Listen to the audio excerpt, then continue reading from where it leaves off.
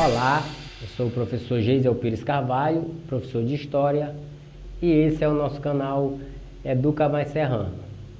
Deixe seu like, inscreva-se no nosso canal e ative o sininho das notificações. Nesse nosso encontro de hoje, daremos continuidade ao conteúdo que trata da Era Napoleônica, com destaque para a fase conhecida como o Governo dos 100 Dias, certo? Então essa é a nossa terceira e última videoaula sobre a Era Napoleônica.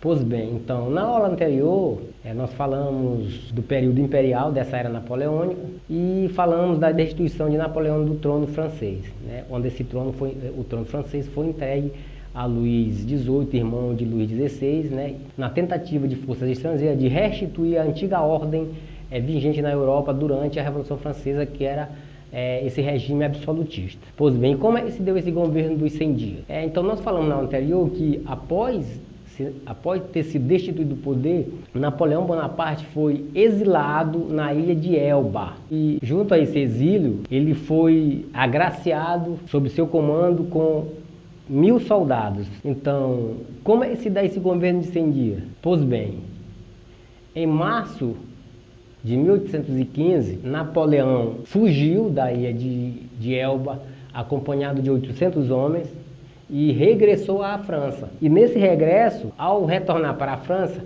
ele retorna prometendo reformas democráticas na sua chegada. E na chegada de Napoleão no território francês, ele é recebido como herói, uma vez que o rei Luís XVIII era extremamente impopular. Sabendo do regresso, da chegada de Napoleão em território francês, o rei Luís XVIII vai mandar tropas para prender Napoleão. Acontece e mediante a sua alta impopularidade, as tropas do exército francês, ao invés de prender Napoleão, vai se juntar a Napoleão, vai unir-se a Napoleão. Lembrando que Napoleão foi general do exército francês, era um estrategista militar reconhecidíssimo, era um militar que antes de chegar ao poder havia tido campanhas militares vitoriosas, então tinha o respeito do exército.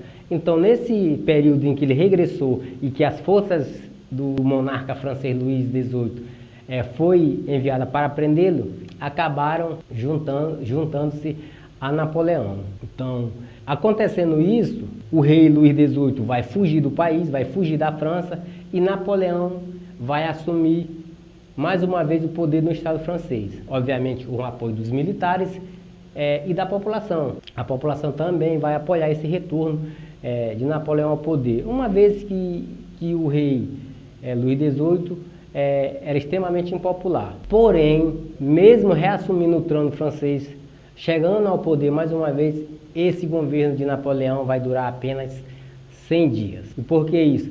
Porque forças estrangeiras vão reagir mais uma vez com essa tentativa de Napoleão se instalar definitivamente no poder no Estado francês. Então, como dito, esse governo de Napoleão Bonaparte durou apenas 100 dias, por conta de que a coligação de forças estrangeiras vão se reunir.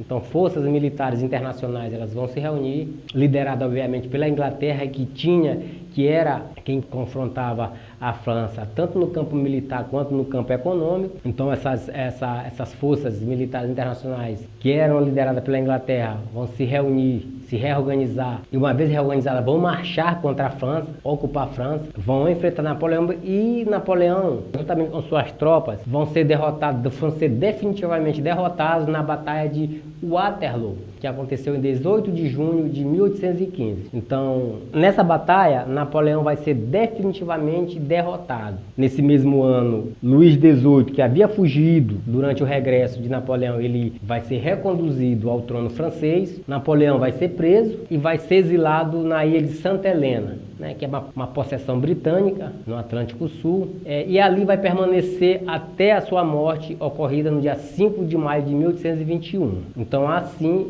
se desenrolou esse governo dos 100 dias. Mas outros desdobramentos vão se dar a partir da tentativa de Napoleão Bonaparte se instalar definitivamente no trono do Estado francês.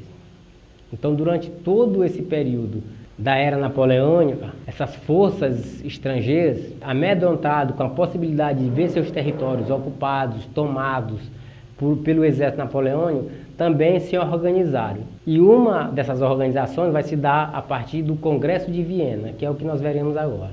Então, após a assinatura do Tratado de Fontainebleau, que aconteceu em março de 1814, em que, por meio desse tratado, desse acordo, Napoleão ele abdica pela primeira vez do trono francês, onde ele abandona pela primeira vez o trono francês. Então, a partir dessa primeira abdicação, já nesse ano de 1814, é representante da Áustria, da Prússia, da Inglaterra, da Rússia, além de outros estados europeus, reunir-se em Viena, na capital da Áustria. Em setembro de 1814, os dirigentes desses países vencedores, eles organizaram o que ficou conhecido como Congresso de Viena, que se deu entre 1814 e 1815, cujo o objetivo principal desse Congresso de Viena era restabelecer a antiga divisão política do continente europeu, que havia sido mudada com essa política expansionista e militarista de Napoleão Bonaparte. Então, esse era o objetivo, restabelecer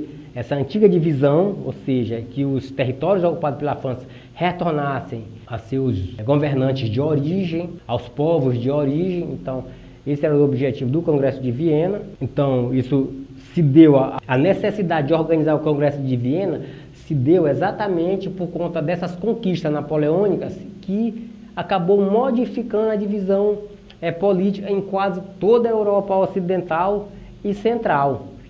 Então, durante esse período de 1804, com a instituição do Império, a expansão territorial francesa conseguiu modificar a divisão política antes da era napoleônica. Então, durante esse Congresso de Viena, os membros do Congresso de Viena vão adotar alguns princípios para a manutenção dessa ordem, o restabelecimento dessa antiga ordem no continente europeu.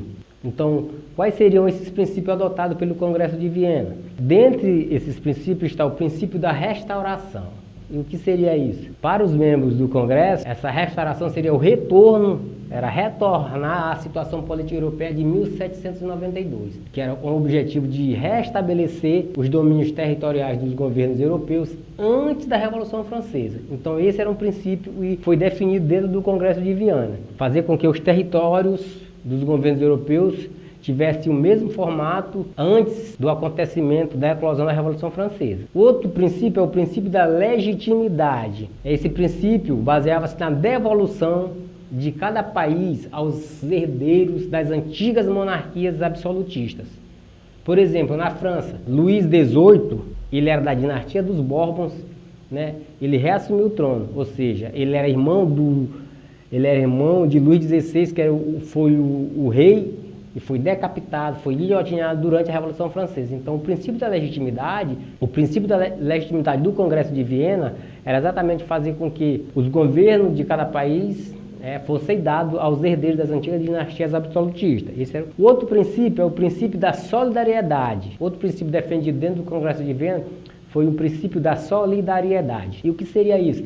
Seria a formação de uma aliança política entre as monarquias europeias tradicionais, com o objetivo de reprimir a onda liberal e democrática, e foi deflagrada pela Revolução Francesa,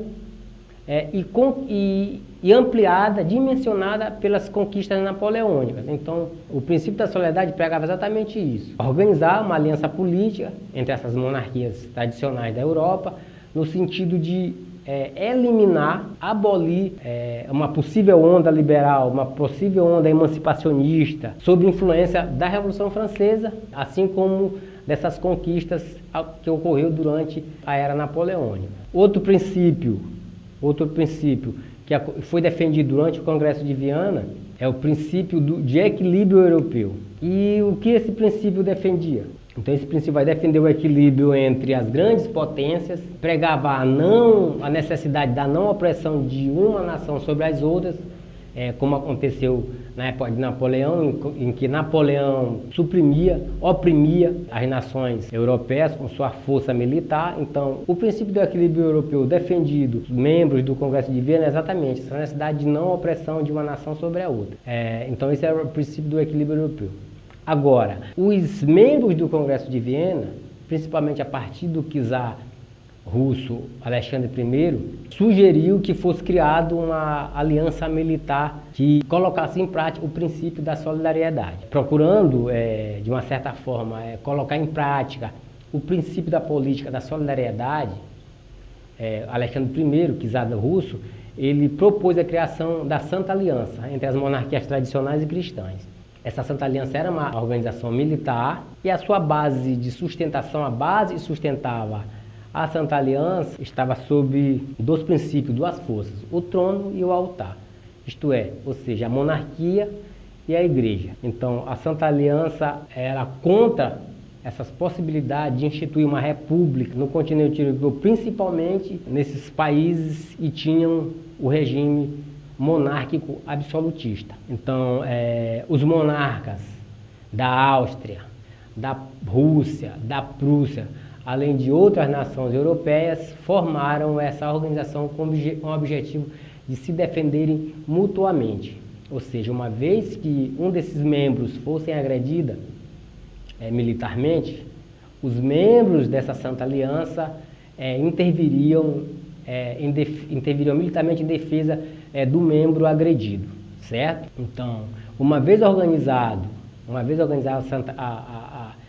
a organização militar conhecida como Santa Aliança, os monarcas desses países absolutistas assumiram o direito de intervir, como já dito, militarmente em qualquer lugar onde surgisse algum processo revolucionário inspirado no liberalismo democrático. A Santa Aliança defendia a manutenção desse regime absolutista.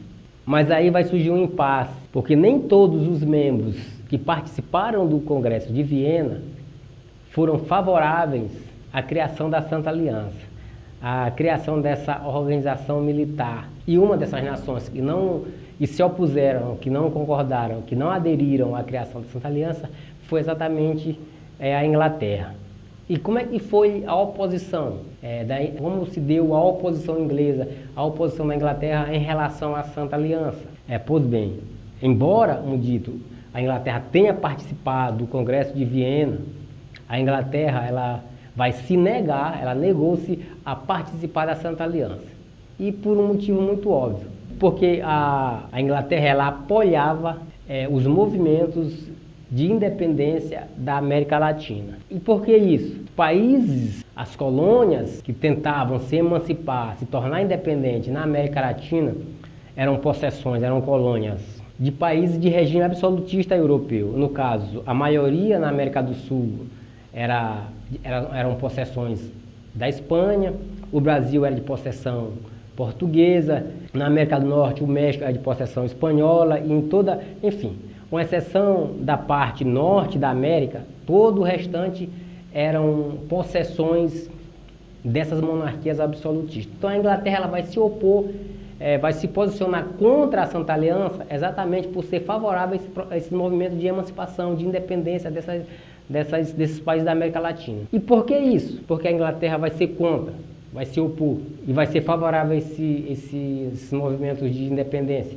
Porque a Inglaterra era, naquele momento, nós estamos falando do século XIX, nós já estamos no transcurso da Revolução Industrial, né, e a Inglaterra ela é a nação, nesse momento, mais industrializada do planeta, e ela tem interesse em expandir os seus mercados de consumo. Mas, para isso, ela precisa de mercados livres, porque colônias francesas, colônias espanholas, colônias portuguesas não vão comprar produtos que não sejam da metrópole, do seu país colonizador. Então o Brasil vai priorizar a compra de produtos vindos de Portugal. As possessões, os países que são colonizados pela Espanha vão dar preferência em comprar os produtos vindo da metrópole, vindo da Espanha. Então, por conta disso, com esse processo de expansão da sua indústria, a Inglaterra é o maior interessado em fazer com que esses países se tornem independentes, certo? Para que assim ela tenha mercados livres para consumir os seus produtos. Então, o interesse da Inglaterra, basicamente, era ampliar o mercado de consumidores dos seus produtos industrializados, dos seus produtos industriais. Obviamente, e para ter expandido esses mercados que consumissem os seus produtos, esses mercados precisariam ser livres, o que não acontecia em toda a América Latina. Nesse momento em que a Santa Aliança ela é organizada, toda a América Latina são possessões, na sua grande maioria, espanholas, né, e portuguesa, certo? Então, por conta disso, a Inglaterra, priorizando seus interesses econômicos, vai se posicionar contra a organização da Santa Aliança.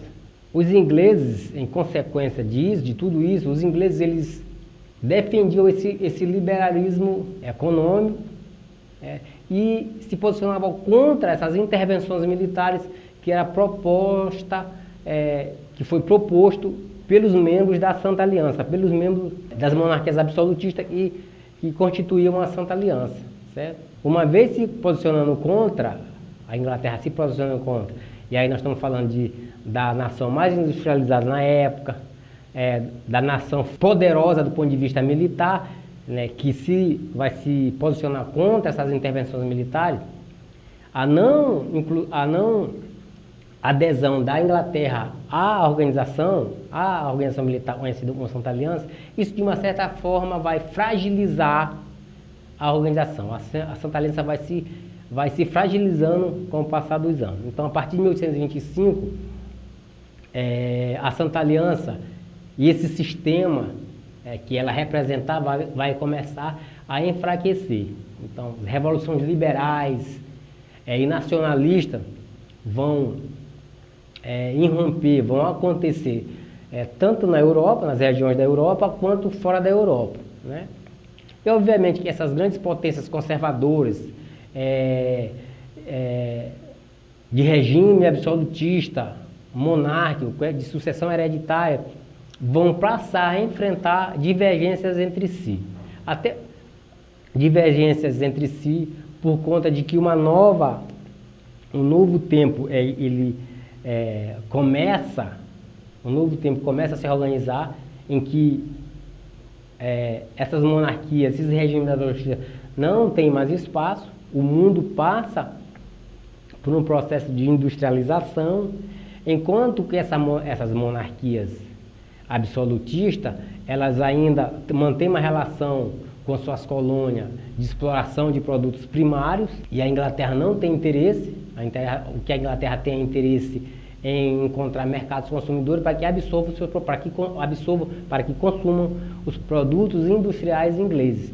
E isso vai enfraquecer, vai fragilizar a Santa Aliança, certo? Pois bem, então, a Santa Aliança, o Congresso de Viana, a Santa Aliança, são desdobramentos, né, provenientes, consequentes dessa era napoleônica. Para muitos historiadores, o Napoleão ele foi um continuador da Revolução Francesa, obviamente no formato diferente, em que o grande beneficiado foi a alta burguesia. Então, nesse encontro de hoje, nessa terceira videoaula, nós tratamos do governo dos 100 dias, a tentativa de Napoleão retornar e ocupar de maneira definitiva o trono francês. Porém, essa tentativa durou apenas 100 dias. Napoleão foi destituído, exilado na ilha de Santa Helena, onde veio a falecer. E, em consequência disso, para evitar que insurgisse na Europa movimentos semelhantes à Revolução Francesa, assim como países com essa política militarista implementada por Napoleão não acontecesse, que foi organizado o Congresso de Viena, foi pensada a Santa Aliança, com o objetivo de impedir que houvesse uma expansão nesse sentido, né, desses movimentos de caráter liberal, democrático, republicano. Certo? Então esse era o nosso encontro de hoje. Pedimos que você deixe o seu like, se inscreva no nosso canal e ative o sininho das notificações. Certo? Muito obrigado e até o nosso próximo encontro.